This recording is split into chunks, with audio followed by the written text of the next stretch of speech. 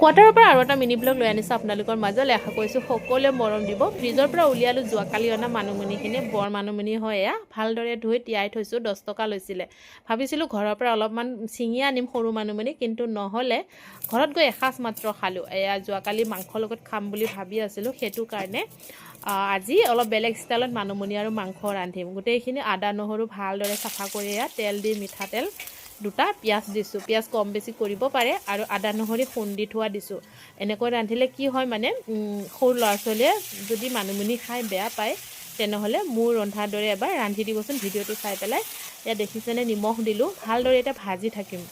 একদম মাংসখিনি মই গোটেই সিজাই পেলাম, মানে তেনেকৈ ভাজি আছোঁ। আলু দুটা দিছোঁ সৰু সৰু, আলু কম বেছি কৰিব পাৰে। এতিয়া আকৌ ঢাকনি লগাই ভালদৰে ভাজি আছোঁ। এতিয়া আকৌ সৰু সৰু দুটা বিলাহী দিছোঁ, বিলাহীও কম বেছি কৰিব পাৰে। এনেকৈ ভাজি থাকিম।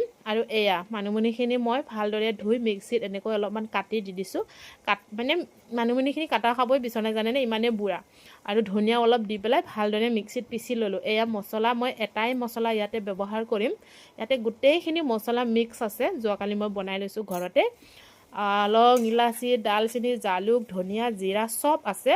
তাৰে এচামুচ দি পেলাই এতিয়া পিচি থৈ দিয়া মানিমুনিয়া ধনিয়া অকণমান দিছিলোঁ, এয়া দি দিলোঁ। বাবুৱে প্ৰথমতে খাব বিচৰা নাছিলে, তাৰপাছত ইমান ধুনীয়াকৈ ভাত অলপমান খালে। আৰু যদি মই মানিমুনিখিনি কাটি দিলোঁ হয়, তেতিয়া নাখালে হয়, কাৰণ মানিমুনিখিনি বুঢ়াও আছিলে, অলপমান টান টান হ'লে হয়। এনেকৈ দিলে খুব ভাল হয়। হৈয়ে গ'লে মোৰ